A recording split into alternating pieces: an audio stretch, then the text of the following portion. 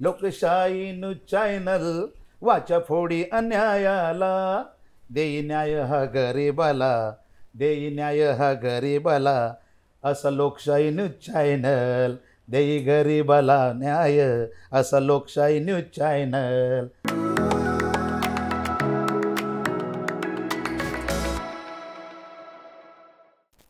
नमस्कार, मी सुप्रिया कुराडे. अंतर्नाद या आमच्या विशेष कार्यक्रमामध्ये तुम्हा सर्वांचं खूप खूप स्वागत. आणि आज महाराष्ट्राचे लाडके बप्पीदा, आगरी कोळी समाजाचे बप्पीदा म्हणजेच दादू साहेब आपल्याकडे आलेले आहेत. आपण त्यांचं कार्यक्रमात स्वागत करूया. सर, तुमचं कार्यक्रमात खूप खूप स्वागत. नमस्कार. नमस्कार सर, आम्ही फार एक्सायटेड आहोत. आज तुम्ही लोकशाही मराठीच्या चॅनलमध्ये आलेले आहात आणि आमची सगळी टीम आणि आमची जी न्यूज डेस्क आहे सगळेच मुलं फार एक्सायटेड आहेत तुम्हाला पाहून.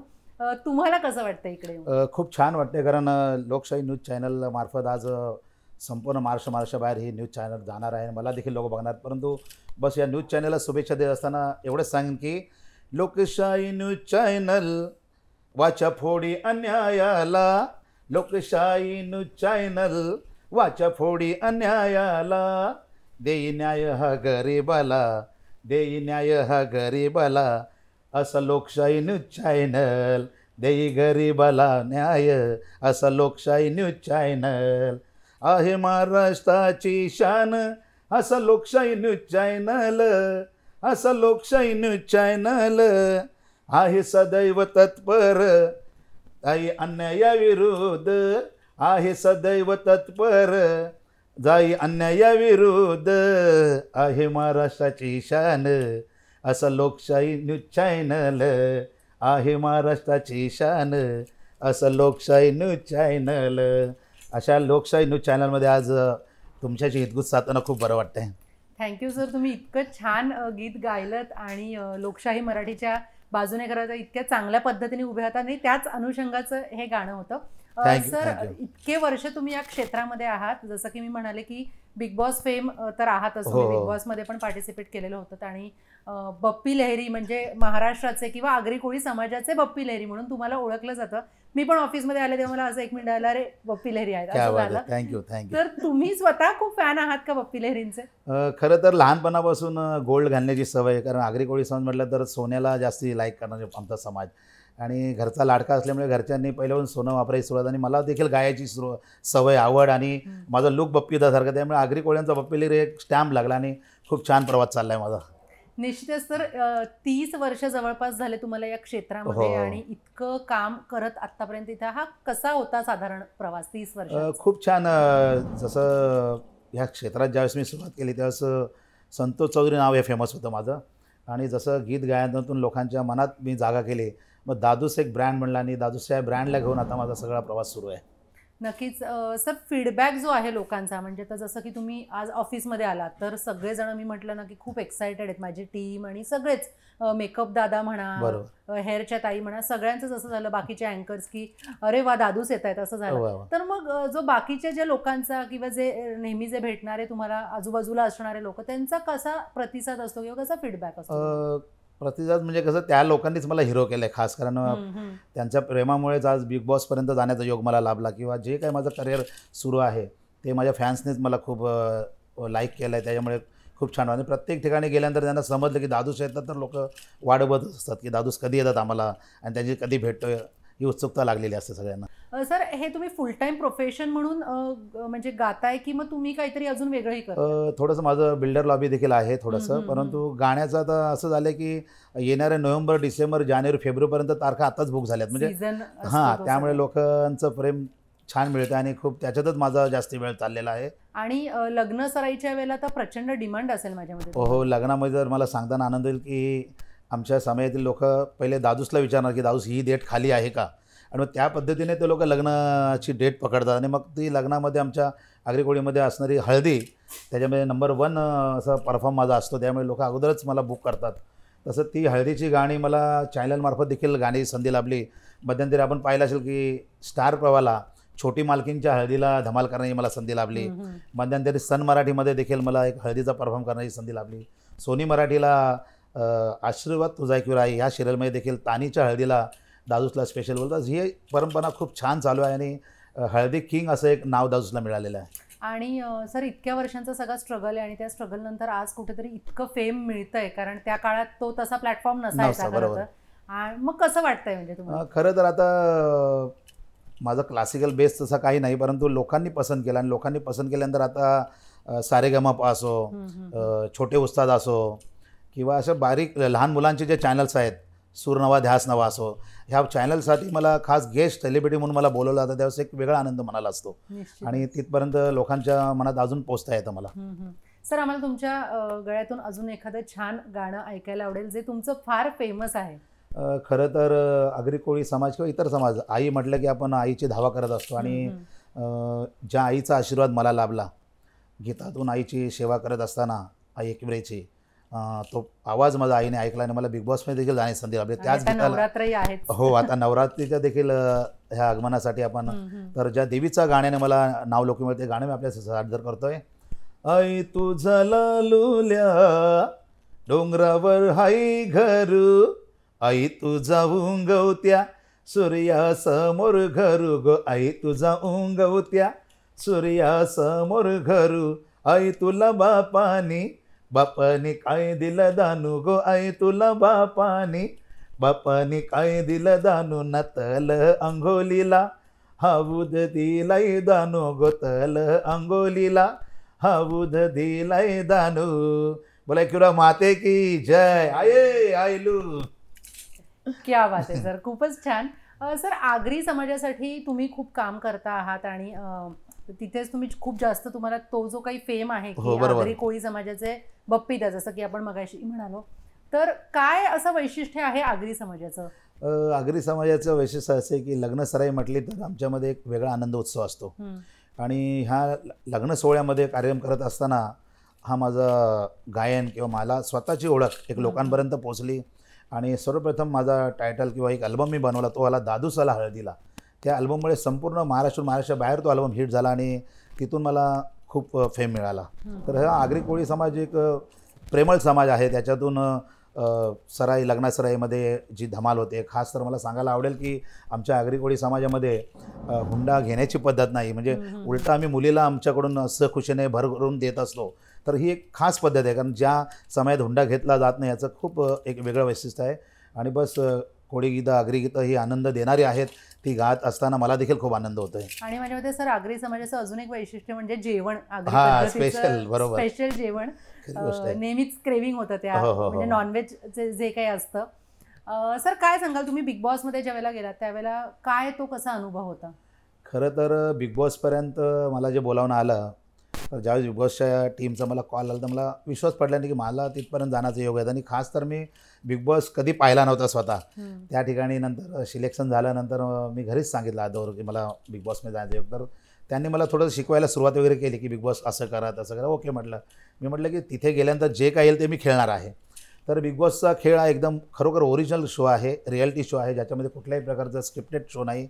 आणि तो बिग बॉस त्या ठिकाणी मला खेळताना खूप आनंद आहे, कारण मला ज्या माणसाला बिग बॉस माहीत नाही तो जाऊन जर त्या ठिकाणी 70 दिवस प्रवास आपला सुखरूप करतो आहे आणि त्या ठिकाणी खेळणाऱ्या सगळ्या प्लेयर्सला एकत्र आपल्या प्रेमात बांधतो, ही खूप मोठी गोष्ट होती. नक्की सर, इतका म्हणजे खूप दिवस आतमध्ये तुम्ही खरं तर होतात बिग बॉसच्या घरात आणि ते राहणं फार सोपं नसतं तिथे सस्टेन करणं. आतल्या लोकांशी जो काही तुमचा संवाद किंवा आतमध्ये जो काही तुमचा अनुभव आला, हा तुमचा एक बिग बॉसचा अनुभव झाला. पण जेव्हा तुम्ही घरात राहत होतात, इतके जण सगळे सोबत राहत होतात, तर तो कसा होता अनुभव? तो स्वभाव कसा आहे की आपण बघतो की बिग बॉसमध्ये मारामाऱ्या होतात किंवा जे काय होतात तर ते होणं साहजिक आहे, कारण प्रत्येकाने त्या ठिकाणी जिंकायला आलेला असतो. मी देखील जिंकायलाच गेलो होतो आणि त्यातून मला बिग बॉसचा खेळ माहीत असताना त्या लोकांना एकत्रित बांधून जे काही मला टास्क आले, खरं तर आपल्या ह्या लोकशाही न्यूज चॅनलवर सांगायला मला आवडेल की माझ्या आयुष्यात आलेला एक टास्क जो आता आपण बाहेरच्या दुनियेत जर त्याचं नाव काढलं तर आपण त्याच्याकडे बघू शकत नाही, असं मला एक खाण्याचा टास्क आला होता, ज्याच्यामध्ये 1 बरणी मीठ, अर्धा बरणी तेल, गरम मसाला, मिरच्या, हिरव्या मिरच्या, अंडी आणि असं ते मिश्रण करून मला ते खायला दिलं. त्याच्यामध्ये घरातले सदस्य तर रडले आणि बाहेरचं महाराष्ट्रातील प्रेक्षक ते रडले. आज कुठेही गेलं तर मला कुठल्या इव्हेंटला गेल्यानंतर लेडीज लोक कॅडबरी चॉकलेट घेऊन येतात की दादूस तुम्ही बिग बॉसमध्ये खूप तिखट खाला, आता मात्र हे गोड खा. तर असा माझा टास्क होता ज्याच्याने अख्ख्या घरातल्या सदस्यांमध्ये माझी एक वेगळी छाप निर्माण झाली. एकदा मला टास्क आला की रात्रभर एकाच जागेवर उभं राहायचं आहे आणि तो टास्क देखील मी छान पद्धतीने निभावला. जो टास्क आला तो मी छान खेळलो, त्यामुळे खूप आता बाहेर लोकांमध्ये क्रेज आहे दादूशी. जरी मी विन नाही तरी विनर मलाच बोलला होता की दादूस तुम्ही खूप छान खेळलात.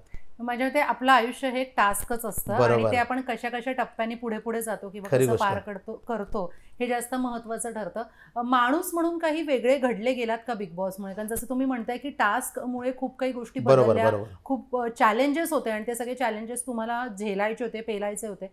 तर माणूस म्हणून काही वेगळ्या पद्धतीने घडले गेलात त्याच्यानंतर? खूप छान. कारण बाहेरच्या दुनियेमध्ये कधी आपण घरी कामं करत नाहीत, काही करण्याची वेळ येत नाही. परंतु बिग बॉस मी गेल्यानंतर ज्या माणसाने कधी भांडी घासली नव्हती किंवा चपात्या बनवल्या नव्हत्या, हा प्रवास करत असताना त्या ठिकाणी खूप छान वाटलं. कारण त्यावेळेस कळलं की आपल्या घरच्या महिला ज्या बाहेर आपल्याला काम करून खायला देतात किंवा जे काही आपल्यासाठी मेहनत करून बनवतात आणि ते आपण सहजरित्या खातो, पण ती करायला जी मेहनत लागते तो त्या ठिकाणी बिग बॉसमध्ये मला ते सगळं जाणवायला मिळालं, की अनुभवायला मिळालं. आणि तिथून खरोखरच आता मला सवय झाली की मी घरी देखील थोडंसं फॅमिलीमध्ये हातभार लावत असतो. तर ही त्या ठिकाणी चांगली शिकण्याची गोष्ट होती. आणखी एक गोष्ट की इतर क्षेत्रातून, इतर याच्यातून लोक आलेली, त्यांच्यामध्ये आपण आपला प्रेमभाव निर्माण करणं किंवा त्यांच्यासोबत राहणं हा एक वेगळा टास्क होता आणि तो मी पार पाडला छानपैकी. तर एक वेगळा अनुभव घेऊन त्या ठिकाणून बाहेर निघालो. तेच अनुभव घेऊन आता मार्केटमध्ये मी बिग बॉस या विषयावर चर्चा करणार होतो आणि बिग बॉस हा विषय फार खोल आणि फार गहन आहे. तर जसं तुम्ही म्हणालात, तर माणूस म्हणून पुन्हा एकदा कुठेतरी नव्याने स्वतःची ओळख झाली किंवा काही नवीन जाणीवा झाल्या का तुम्हाला बिग बॉसमुळे? हो, खूप जाणीव छान झाली ना. कारण आणि मेन तर कसं की मी केलेल्या प्रवासाची पोचपावती मला बिग बॉसहून मिळाली. त्यामुळे आपण मेहनत करत राहिलं पाहिजे, आपण आपला प्रवास सुरू ठेवला पाहिजे आणि त्या प्रत्येक प्रवासाला आपल्याला एक नवीन चालना मिळणार आहे. या गोष्टीला घेऊन मी आता चाललो आहे. नक्कीच सर, तुम्ही इतकी सगळी ज्वेलरी घालून बाहेर जाता तर तुम्हाला रिस्क वाटत नाही का? किंवा तुम्हाला असं वाटत नाही अरे म्हणजे मुंबईसारख्या शहरामध्ये इतकं सोनं घालून फिरणं? खरं तर मला आजपर्यंत जो प्रवास दिला तो माझ्या फॅन्स लोकांनी दिला आहे आणि हे सोनं घालण्याची डेअरिंग किंवा हे देखील माझ्या फॅन्सचीच आहे. कारण कुठेही गेलं तरी एक आपली माणसं, मला स्वतःला आपले पण देणारी माणसं मिळतात. त्यामुळे असं कधी भीती मनात वाटली नाही की एवढं सोनं घालून. कारण रात्री मी एकटाच प्रवास करत असतो. आज देखील तुमच्या स्टुडिओ येताना मी एकटाच आलो आहे मस्तपैकी गाडी ड्रायव्हिंग करून. तर असा प्रवास करत असताना माझ्या फॅन्सचं मला खूप सपोर्ट आहे. आणि एक तर तुमचं नेचर, तुम्ही नेचर कसं ठेवलं आहे, नाही मी कोणतरी भारी समजलं की मग आपल्याला कोणतरी भारी मिळतं, तर तसं नाही ठेवता मी सरळ माझा प्रवास सुरू ठेवला आणि जेवढं प्रेम मला प्रेक्षकांना देता येतं तेवढं मी देत असतो. सर, तुम्ही जसं आता सांगताय की हे सोनं घालून फिरता आणि तुम्ही तुमचेच जात असता, तुम्हाला काही रिस्क नाही वाटत आहे, पण म्हणजे आलंय कुठून हे इतकं सगळं सोनं तुमच्याकडे? खरं तर हा प्रश्न माझ्या ते महाराष्ट्रातल्या सगळ्यांनाच पडलेला आहे. नाही, खरी गोष्ट महाराष्ट्र जनतेला सांगताना खूप आनंद आहे की हे सोनं जे आहे माझ्या घरच्यांची देण आहे, आईवडिलांचा लाडका. तसं माझं ओरिजिनल नाव संतोष आहे. संतोष नावाला नंतर दादूसमध्ये रूपांतर करून संतोष मी घरच्यांना आनंद झाला आणि त्यानंतर मला सोनं वापरायचं. परंतु जसा मी मोठा होत गेलो आहे तसा हे ॲटम तुम्ही बघताय ना, हे सगळे मोठे होत चाललेले आहेत.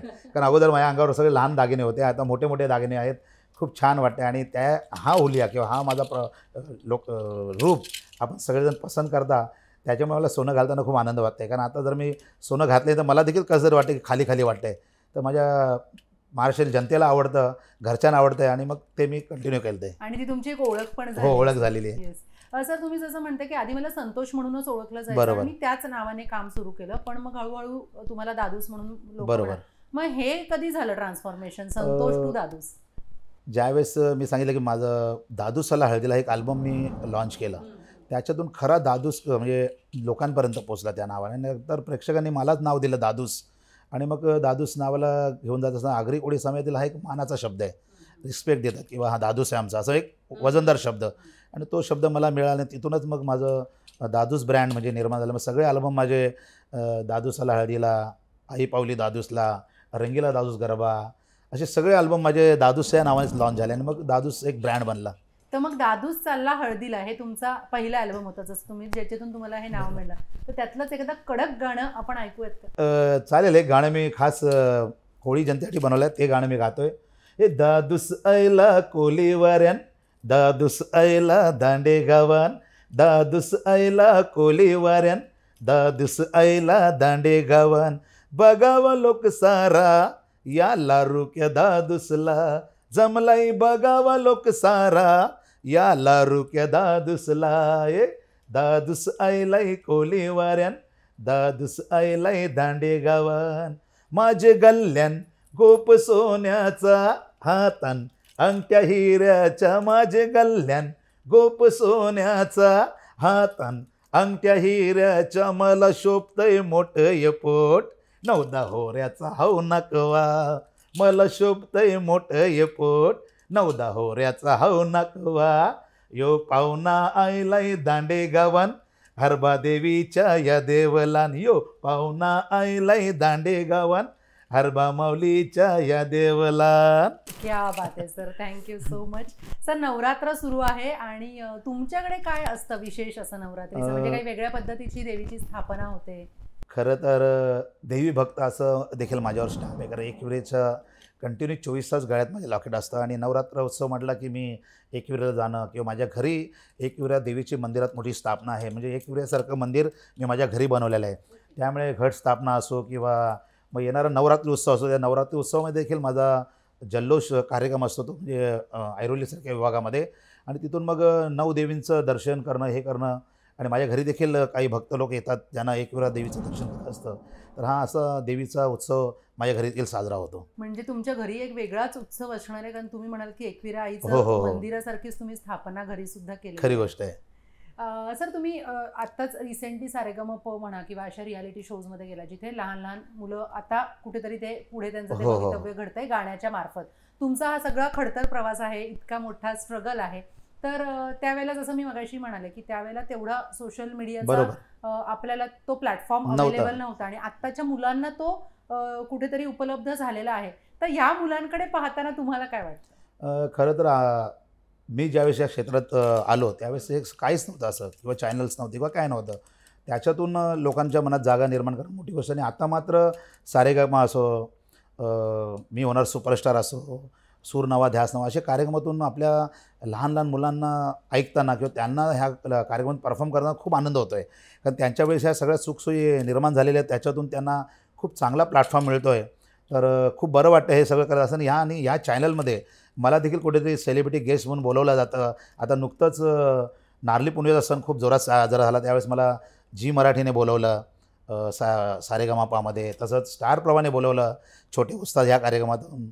असं सगळं खूप छान चाललं आहे प्रवाहाने. ह्या मुलांना गाताना बघताना त्यांना शाबासकी, त्यांना शुभेच्छा देताना मला देखील आनंद होतो. सर, लाईव्ह इव्हेंट्स ते सोशल मीडियापर्यंतचा हा प्रवास आणि तुमची सगळी झालेल्या महाराष्ट्राला असलेली ओळख, या प्रवासाबद्दल काय सांगा? बस कधी वाटलं नव्हतं मला की माझं एवढं नाव होईल आणि शून्यातून निर्माण केले जा. कारण मला क्लासिकलचं काही गंध नसताना महाराष्ट्राबाहेर जनतेने मला खूप प्रेम दिलं आणि प्रेम देत आहेत.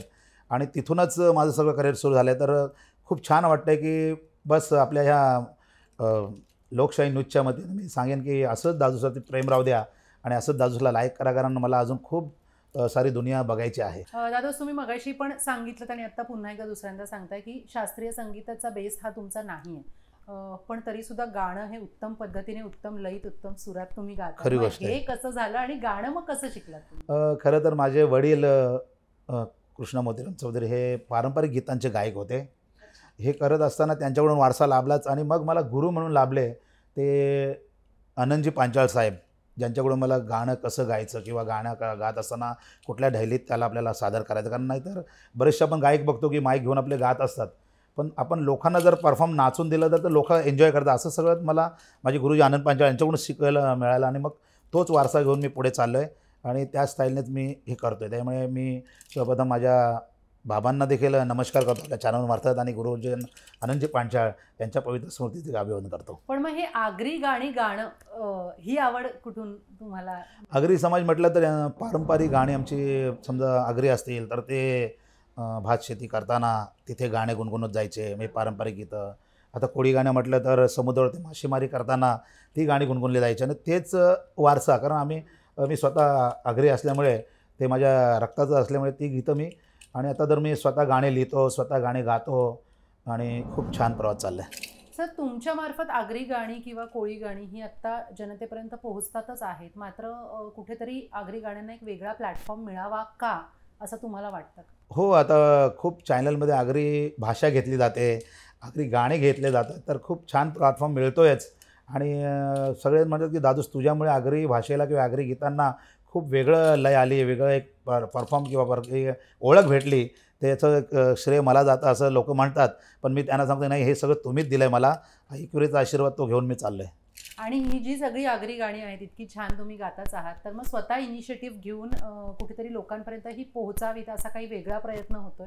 नाही, असे नवनवीन मला फोन येत असतात की जाऊस आम्हाला गाणं शिकायचं आहे, आम्हाला तुमच्यासोबत जॉईन व्हायचं आहे. तर मी अशा लोकांना पहिले प्राधान्य देतो आणि त्यांना भेटून त्यांचे गाणे ऐकून किंवा त्यांना माझ्या स्टुडिओला बोलून, कारण आम्ही मुलुंडमध्ये आमचा स्टुडिओ आहे, त्या स्टुडिओला बोलून त्यांच्या व्हॉईसची टेस्ट किंवा त्यांना कुठपर्यंत जायचं आहे. काही लोकांचं व्हॉईस नसलं त्यांची इच्छा असेल, पण त्यांना काही चांगल्या पद्धतीनं व्यवस्थित त्यांना मार्गदर्शन करून त्यांना शिकवलं जाते किंवा सांगितलं जातं. तसं कार्य देखील माझं सुरू आहे. आणि तुमचा हा सगळा प्रवास बघून घरच्यांचं काय मत असतं किंवा त्यांना काय एक प्राऊड फिलिंग येते? खरं तर माझे आईवडील तर नाहीच सध्या, पण माझी मिसेस योगिता, मोठी मुलगी अनिष्का, दीक्षा आणि माझा मुलगा देव, माझी बहीण नंदा म्हात्रे किंवा इतर परिवार जो आहे आमच्या, यांना खूप आनंद होतो आहे की मी या प्लॅटफॉर्मवरती सुरू आहे सध्या माझं, किंवा लोक माझी तारीफ करतात, त्यांना खूप बरं वाटेल. त्यांच्या साथीमुळेच किंवा त्यांनी जो मला साथ दिली त्याच्यामुळेच मी हे सगळं करू शकलो आहे.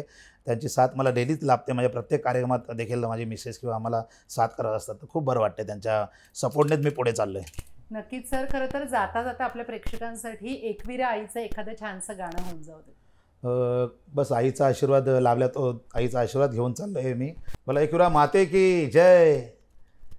आई माझी एकविरा माऊली गो, आई माझी एकविरा माऊली गो, आई माझी भक्ताला पावली गो, दादूसला पावली, आई माझी भक्ताला पावली गो, दादूसला पावली. आई तुझं मलवली ठेसन गो, आई तुझं मलवली ठेसन गो, आई तुझं मलवली ठेसन गो, मलवली ठेसन, आई तुझं मलवली ठेसन गो, मलवली ठेसन. सर, तुम्ही आमच्याशी इतक्या छान गप्पा मारल्यात, तुमचे मनापासून आभार. आणि आज आपण अंतर्ज्ञानमध्ये गप्पा मारल्यात. दादूस यांच्यासोबत भरपूर मनापासून गप्पा झालेल्या आहेत. त्यांचा जो काही सगळा प्रवास आहे तो सगळाच आपण जाणून घेतला. मात्र आज आपण इथेच थांबतोय. नमस्कार.